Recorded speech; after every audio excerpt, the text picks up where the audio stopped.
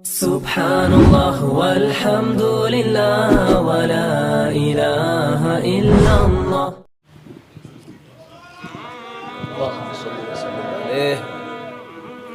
Assalamualaikum warahmatullahi wabarakatuh. Ahibba'il kiram, pada munasabah seperti ini, di mana kita duduk berhadapan, yaitu di kubbah daripada ulama kita yang mulia, sekurang-kurangnya ada dua manfaat yang tidak boleh kita lupakan. Saya jadi teringat akan firman Allah Subhanahu wa taala dalam surat Hud ayat 120. Wallahu subhanahu wa ta'ala qala li nabiyhi sayyidina Muhammadin sallallahu alaihi wasallam, wa kullan naqussu 'alaika min anba'ir rusuli ma nuthabbitu bihi fu'adak wa ja'aka fi hadhihi al-haqqu wa mau'izatun wa dzikra lil mu'minin. Shadaqallahul azim. Dalam ayat ini Allah subhanahu wa ta'ala menyatakan kepada kekasihnya yang tercinta, wa kullan naqussu 'alaika min anba'ir rusul, yaitu setiap semua yang kami kisahkan kepada engkau wahai Rasul, wahai Nabi, dari berita-berita, dari kisah, dari sejarah para Nabi, para Rasul, ma nuthabbitu bihi fu'adak, yaitu kisah yang dengannya kami teguhkan kau punya jiwa, kami teguhkan kau punya hati. Wa ja'aka fi hadhihi, dan dalam kisah-kisah seperti ini telah datang kepada engkau al-haqqu, yaitu bukti kebenaran Allah subhanahu wa ta'ala, wa mau'izatun, dan pelajaran, wa dzikra, dan peringatan lil mu'minin, untuk orang yang beriman. Yang ingin saya garis bawahi pertama adalah, sebelum kita bicara lebih lanjut tentang dzikrus sholihin, yang ingin saya garis bawahi di sini betapa Allah Subhanahu wa taala menginformasikan kepada kita bahwa Nabi kita Sayyiduna Muhammad sallallahu alaihi wasallam, yang mana beliau adalah manusia yang sudah teguh jiwanya, mantap hatinya, tapi tetap Allah ceritakan kepada beliau kisah-kisah para rasul sebelumnya. Untuk apa? Manuthabitu bihi fu'adak, yaitu untuk meneguhkan jiwa Nabi. Padahal kita tahu jiwa Nabi sudah teguh, jiwa Nabi sudah mantap. Tapi sungguh pun begitu, tetap Allah subhanahu wa ta'ala menginformasikan kepada kita bahwa seorang manusia pilihannya yang jiwanya sudah begitu teguh tetap membutuhkan cerita, kisah Rasul-Rasul sebelumnya. Artinya pelajaran yang bisa kita ambil, kalau Nabi saja yang jiwanya sudah teguh, kalau Nabi saja yang hatinya sudah mantap, kalau Nabi saja yang sanubarinya sudah luar biasa, tetap memerlukan kisah-kisah para Rasul sebelumnya.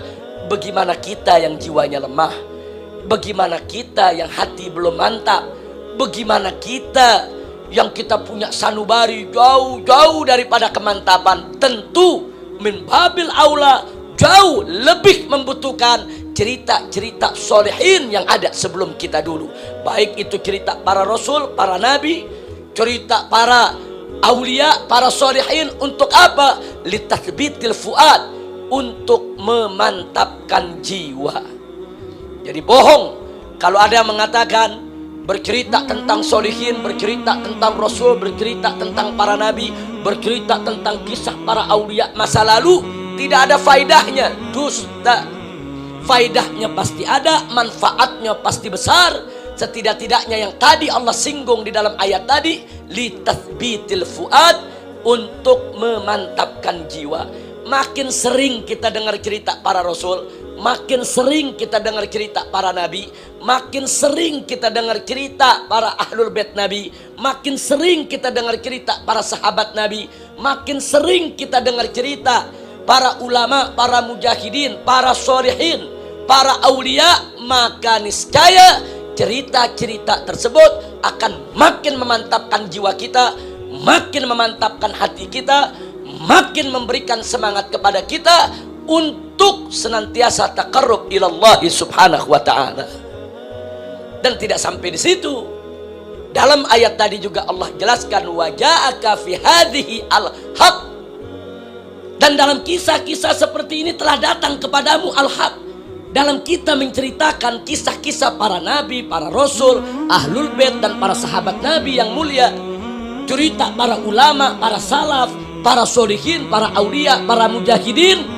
Di dalam semua itu ada bukti, tanda bukti kebenaran Allah subhanahu wa ta'ala, bukti kebenaran syariat yang dibawa oleh Nabi kita Muhammad sallallahu alaihi wasallam. Dan gak sampai di situ, wa mau'idhatun, dan di situ ada pelajaran yang begitu baik. Kita akan mampu mendapatkan pelajaran-pelajaran yang luar biasa, pelajaran-pelajaran yang menakjubkan, yang mengagumkan, yang akan menjadi dorongan semangat bagi kita untuk lebih mau mengorbankan apapun yang kita miliki dalam rangka untuk meraih ridho Allah subhanahu wa ta'ala. Dan tidak sampai di situ, wa dzikra lil mu'minin. Dalam semua itu ada peringatan bagi orang-orang yang beriman. Fa inna dzikra tanfa'ul mu'minin. Yang namanya dzikra, peringatan, pasti akan manfaat bagi orang yang beriman. Hanya orang-orang yang hatinya sudah berkarat, yang imannya sudah lenyap, yang tidak mengambil manfaat daripada az-zikra yang Allah tuangkan di dalam kitab sucinya Al-Quran, atau yang disampaikan oleh Nabi kita Sayyiduna Muhammad sallallahu alaihi wasallam dalam untayan-untayan hikmah hadis yang beliau sampaikan melalui para sahabatnya sehingga sampai kepada kita. Nah, hibail kiram, duduknya kita di tempat ini tentunya tidak bisa kita pungkiri kalau kita terus mengenang apa yang pernah dilakukan oleh Sahibul Gubbah, apa yang pernah dilakukan oleh Al-Habib Alwi bin Sigaf As-Sigaf, dan apa yang pernah dilakukan oleh ulama-ulama baik di zaman beliau maupun di zaman sebelumnya. Semua itu akan mengantarkan kita kepada tathbitul fuad. Jadi orang yang gak pernah baca sejarah, gak pernah tahu cerita para sholihin, gak pernah tahu cerita para aulia, sulit dia untuk memantapkan jiwanya. Tapi orang-orang yang sering mendengar atau sering membaca cerita orang-orang terdahulu, min amba'il rusul, wa min amba'il anbiya, wa min amba'il ulama, wa min amba'il auliya is-salihin, niscaya akan mendapatkan tathbitul fuad untuk memantapkan jiwa dan sanubarinya sehingga enggak mudah goyah di dalam menghadapi segala tantangan kehidupan. Yang kedua, dengan kumpul kita di tempat ini, maka kita telah memantapkan langkah lil husul alal barakah. Sekurang-kurangnya berkah yang kita dapatkan tadi itu, kita mendapatkan al-haq, bukti kebenaran akan syariat yang dibawa oleh Nabi Muhammad sallallahu alaihi wasallam. Kita mendapatkan mau'idhah, kita mendapatkan zikra. Di dalam mau'idhah, di dalam zikra, di dalam bukti kebenaran Allah, di dalamnya terdapat keberkahan yang luar biasa. Belum lagi keberkahan-keberkahan lain yang kita dapatkan dari zikir kita, dari doa kita, dari sholawat kita. Semua itu bukan hanya sekedar memantapkan jiwa kita di dalam perjuangan li'ila kalimatillahi subhanahu wa ta'ala, juga akan mengantarkan kita untuk mendapat keberkahan hidup insya Allah. Dan yang berikutnya yang tidak boleh kita lupakan, wallahu subhanahu wa ta'ala qal, Allah juga berfirman dalam Al-Quranul Karim, faqala ta'ala ya ayyuhalladzina amanu taqullah wa kunu ma'as-sadiqin. Hei orang-orang yang beriman, bertakwalah kamu sekalian, wa kunu ma'as-sadiqin, dan hendaklah kamu selalu bersama orang-orang yang shadiqin. Orang-orang yang shadiqin itu orang yang benar, orang yang lurus, benar akidahnya, benar syariatnya, benar akhlaknya, benar ucapannya, benar tindakannya, benar tariqahnya, benar pemikirannya, benar keyakinannya, benar segala apa yang dilakukannya, yaitu di dalam menjalankan perintah Allah dan Rasulnya. Ini Allah punya perintah, wa kunu ma'as-sadiqin. Jadi kita diperintahkan oleh Allah untuk selalu hati kita, jiwa raga kita untuk senantiasa bersama orang-orang yang shadiqin, ahya'an wa amwatan. Baik orang-orang yang shadiqin itu telah meninggal dunia ataupun mereka masih hidup ada di tengah-tengah kita, ikuti. Bukan berarti orang yang shodiqin ini sudah meninggal dunia terus kita tinggalkan, tidak. Ya, jasad mereka memang sudah kembali kepada Allah, ruh mereka memang sudah kembali kepada Allah. Tapi jangan lupa, karamatul auliya la tamut bimauti ashabiha.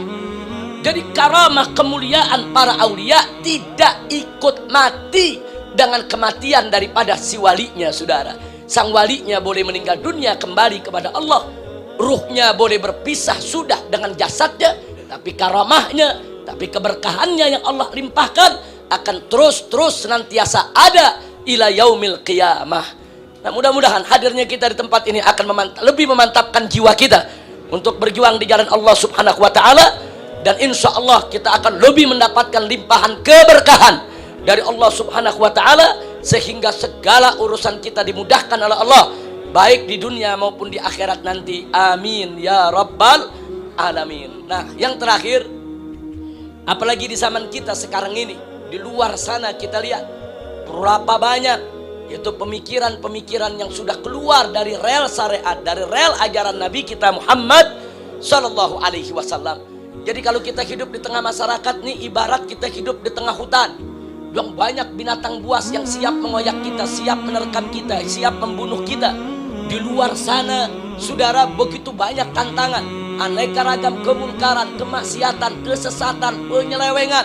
Ini mengepung kita di mana-mana. Kalau kita tidak hadir di majalisul khair, kalau kita tidak hadir di majelis-majelis seperti ini yang penuh keberkahan, siapa yang akan melindungi kita dari pengaruh-pengaruh rusak yang ada di sekitar kita? Kita nggak bakal mampu dengan kekuatan kita sendiri. Iman kita terlalu lemah untuk menghadapi segala tantangan tersebut, kecuali dengan pertolongan Allah Subhanahu wa ta'ala.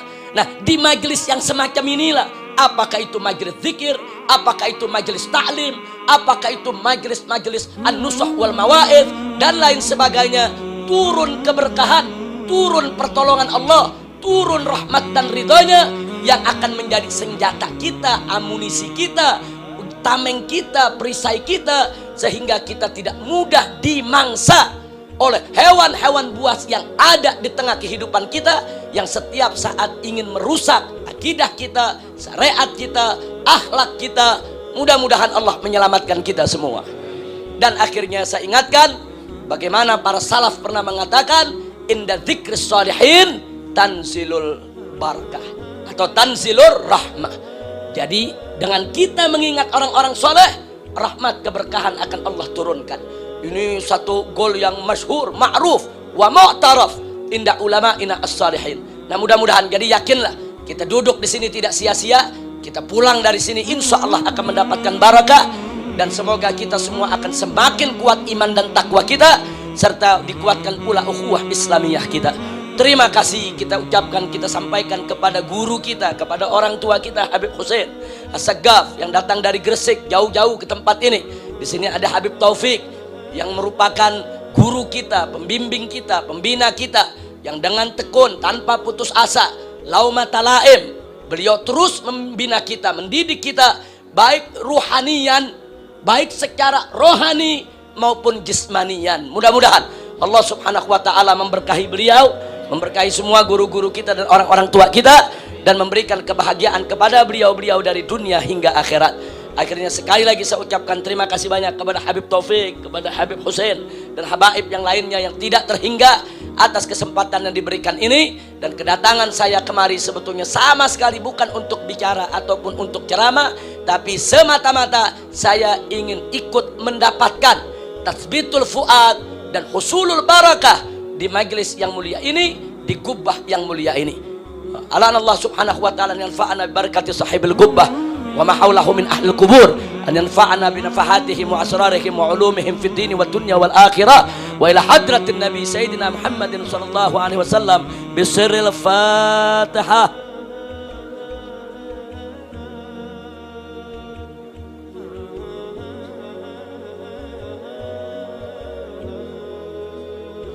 Taqabbalallahu minna wa minkum fataqabbal ya karim. Terima kasih atas segala perhatian. Saya mohon maaf atas segala kekurangan, kehilafan dan kesalahannya. Hadani Allah wa iyyakum ila siratikal mustaqim. Wassalamualaikum warahmatullahi wabarakatuh.